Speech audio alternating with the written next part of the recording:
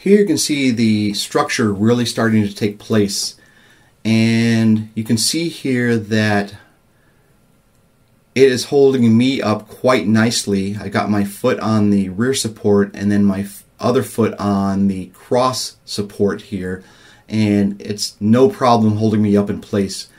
And then, as I mentioned in one of the previous series here, you can see the front face from the left side coming into the front place on the right side, and all we did here is we just screwed in from the back end there with a couple of deck screws to support that into place. And I'm putting one of the final front faces here into place at the top, and then from there we'll be able to put some more support pieces up and then start getting the plywood in for the shelving. So more of the same here, just getting some support pieces up. I think what I'm doing here is I'm getting ready to put the cross members in, or the support for the shelving in, at every 24 inches on center, and you'll see how that starts to look here shortly as we get those pieces into place. Here's another humorous view of the structure holding this old man up.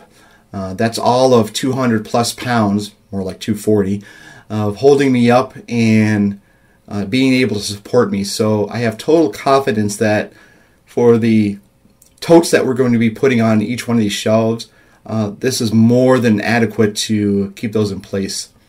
And then you'll also notice on the right side there, just next to where my right hand is that support piece that's going from the floor all the way up to the ceiling.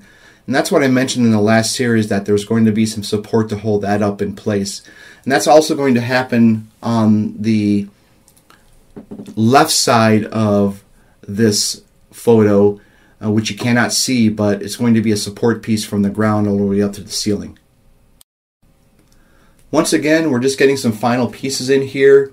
We're going all the way up to the ceiling with all of the shelving. I'm just getting the final support pieces ready before we put the cross members in for the shelving support in between these front plates and the back plate. This is another look from the floor of getting all the pieces together, just making sure everything's connected correctly. There you can see the piece that runs from the floor all the way up to the ceiling. Now you'll see that there's an extra block in towards the top there where my right elbow is on the front part of the shelving. The reason why that is there is because I ran out of 12 foot or 10 foot. Actually, I didn't have enough wood there. I needed a 12 foot piece, and all I had was a 10 foot 2x4. So what I ended up doing is just splicing another piece to make it to the ceiling and then putting that block there to support that. Now, I wasn't too worried about the stability of that because all of the force is downwards.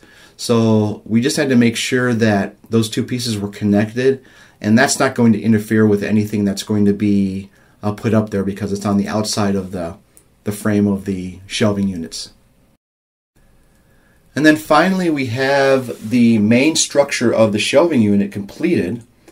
And the last thing that was added here was that center post running from the floor all the way up to the ceiling, as you can see there, to support that centerpiece where the corner is.